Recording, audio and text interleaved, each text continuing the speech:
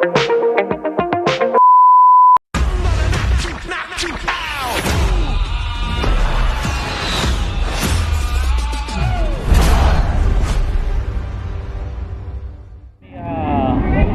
Sunday.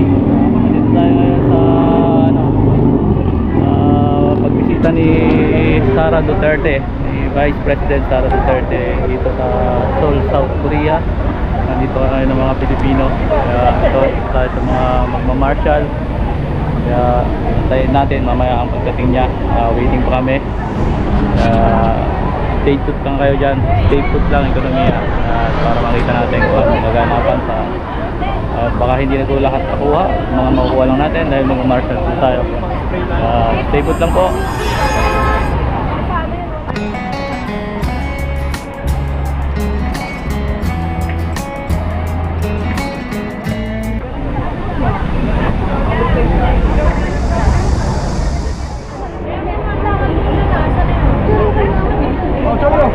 Ano? Okay na? Wala. Paano gagawin? Yan natin ang barricade ko. Ito. Okay na yan, okay na yan. Ito na lang. Ito. Yan natin doon sa kabila. Ano yan? Patulak. Patulak. Oh, pap. Medyo ano. Ayan.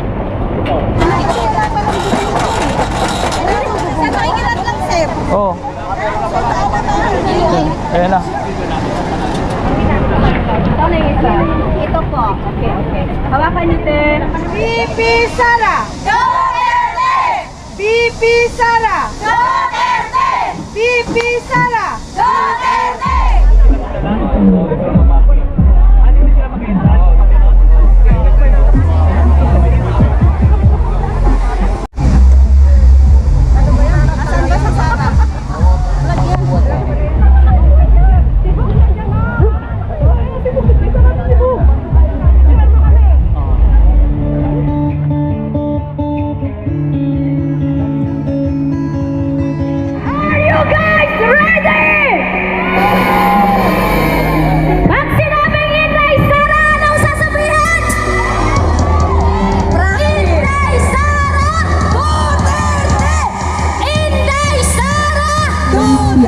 Amen.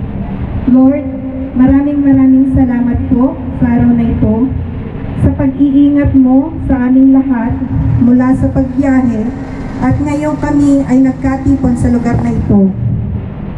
Gabayan mo po kami sa buong maghapon at maging payapa at makabuluhan nawa ang pagtitipon na ito. Maraming salamat po sa presensya mo, Panginoon, sa araw na ito at sa pag-iingat mo sa aming Vice Presidente Sara Duterte Carpio at Mr. Robin Padilla. Alab ng puso, sa dibdib mo'y buhay, lupang hininga. Pero para kay BP lang ito. Maraming salamat sa mga nag-sponsors at nagkaroon tayo ng Tatay Digong na. Para lang kay Tatay Digong nagtitiis tayo sa init. Maya mag-start natin ng 3. Alam ko nainitan kayo dyan, tayo naiinitan. Lahat naman tayo dito, kaya nandito para kay BP Inday Sara. Meron pa daw. Meron pa ba? Wancho! Jolanaudo! Inday Sara, anong sasabihin? Inday Sara! Idol. Yan po, at dumating na si Senator Robin Padilla. Yan, naalalayan na ng ating mga marshal na kasama. Ito na si Idol Robin. Yan, nakisalamuha muna siya doon sa mga tao bago umakyat siya sa stage, bago siya magsalita. Yan, kumaway, ipagkamay muna siya.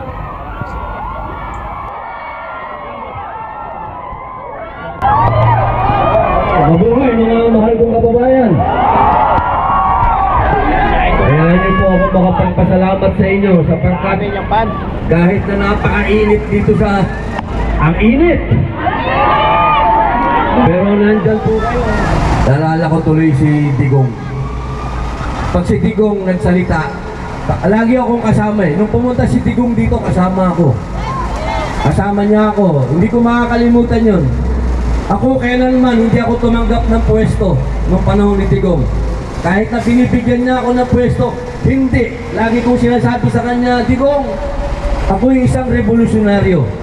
Ang isang revolusyonaryo hindi sumasama sa gobyerno, nilalabanan ng gobyerno. Lagi akong kasama niyan. Kahit sa...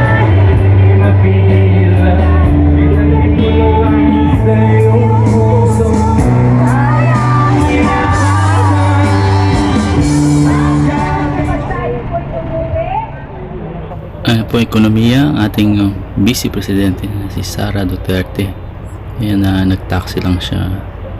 Ayan, napaka-simple lang ng ating Vice Presidente. Ayan, at hindi lang mga Pilipino ang sumalubong sa kanya, pati ang mga lokal na Korean. Ayan, sinasabi niya na nung dumating daw si Pangulong Duterte rin, si Tatay Digong ay sumalubong din siya.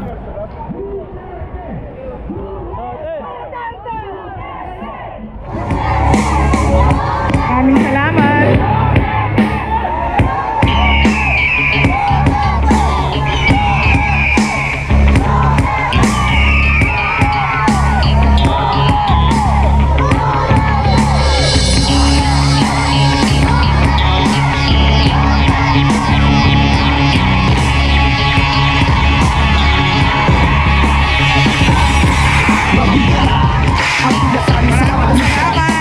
Ang susunod na pagpapasalamat ay mula po kay dating Pangulong Rodrigo Duterte. Nagpapasalamat siya sa pagpapakita ninyo ng suporta sa kanya at sa inyong pagdarasal para sa kanyang kalayaan. Maraming salamat. At ang susunod na pagpapasalamat ay mula po sa aming pamilya. Napakalaki ng utang na loob namin sa inyong lahat, mga kababayan, sa pagkakataon na ibinibigay ninyo sa amin na makapaglingkod sa bayan. Maraming salamat sa inyong lahat. At ang huling pagpapasalamat ay sa akin at sa inyong lahat na naririto.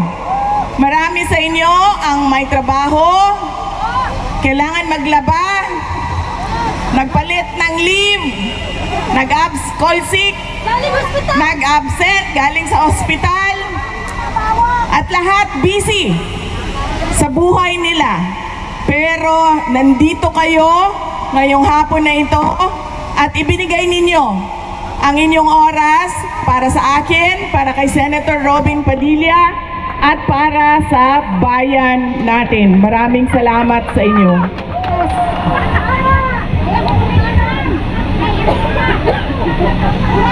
Balik ako sa Quadcom. Nag-imbestiga sila. Sinabi nila doon sa isang nakaupo na witness nila, si Rohina Garma. Sabi nila, Rohina, pinatay mo ang boss mo.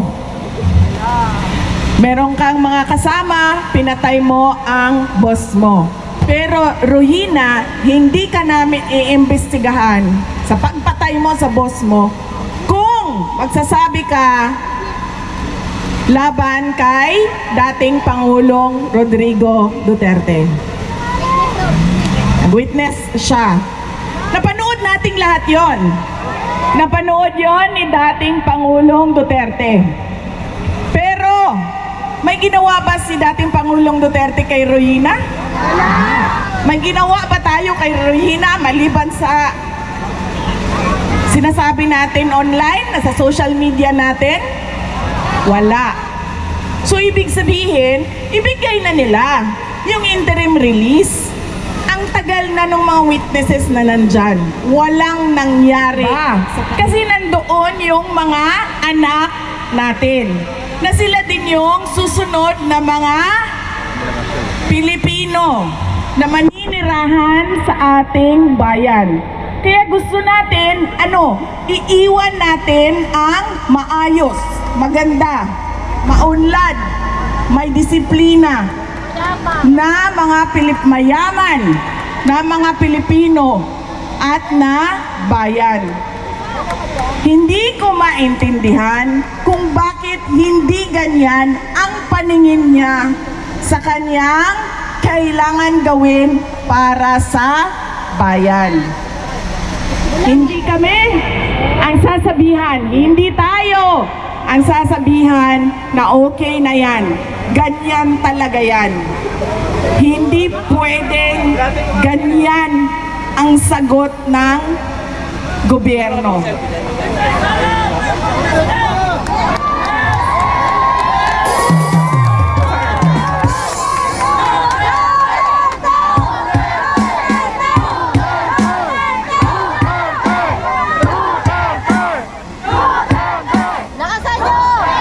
Alam nyo, kahit saan ako pumunta, yan ang sinasabi. Kailangan na pambayad ng upa, pambayad ng kuryente, pambayad ng tubig, pambayad ng lahat. Ayaw natin na ganun ang kanilang kinabukasan. Ang gusto natin na kinabukasan para sa ating mga anak. Ay! May bonus, ang laki ng bonus ko sa sweldo ko, saan kaya kami mamamasyal? Ganon. Ang gusto natin. Huwag nating tigilan ang paghingi sa pamahalaan ng karapat-dapat para sa taong bayan at sa ating bansa. Mga kababayan, ang lahat ng ginagawa natin ay para sa Diyos, sa bayan at sa bawat pamilyang Pilipino. Syukran.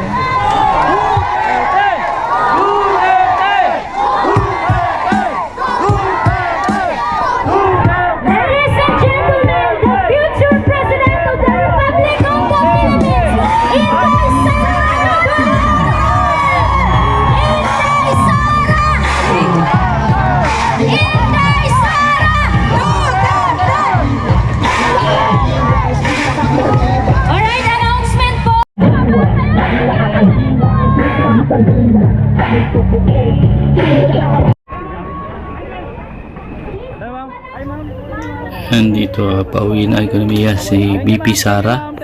Yan, babalik na siya sa yan, ngayon sasakay siya rin sa 8-wheel na van. At kasama na rin si Idol Senator Robin Padilla. At ito sa isa sa eksena rito na feeling close ako rito. Yan, kay Idol, ayan, nakipag-away pa. Ano pa ako dyan, oh. O, diba? Para feeling ko dyan, close na close kaming dalawa. Kaya napaka-saya ng pakiramdam na ano natin ang ating idol. Kahit pa ganun lang na sandali, yan na nagpapaalam at sasakay na sila dyan sa van team para umuwi na. Pero nung ano niyan, bumiyahe pa kami, nakita pa namin siya sa Philippine Store sa Hewadong. Nakipag ano rin siya sa halubilo rin siya sa mga Pilipino na nandun doon sa Philippine Store, sa area ng mga Pilipino, ng mga nagtitinda. Yan. Dahil na nasa loob na sila, nakasakay na sila, kaya paalis na sila dyan. Tapos na ang programa, ayan ang mga polis at pinaalis na ang mga Pilipino doon. Ayan ang mga tao, yung tinang nag-aalisan. Tapos nung maayos, pauwi na si Sara. Okay na. Ayun, o. Dito kayo mga picture eh, pambihira. At doon yung kay Robin na. Kamukha na natin yun. Same lang. Tapos na. Okay.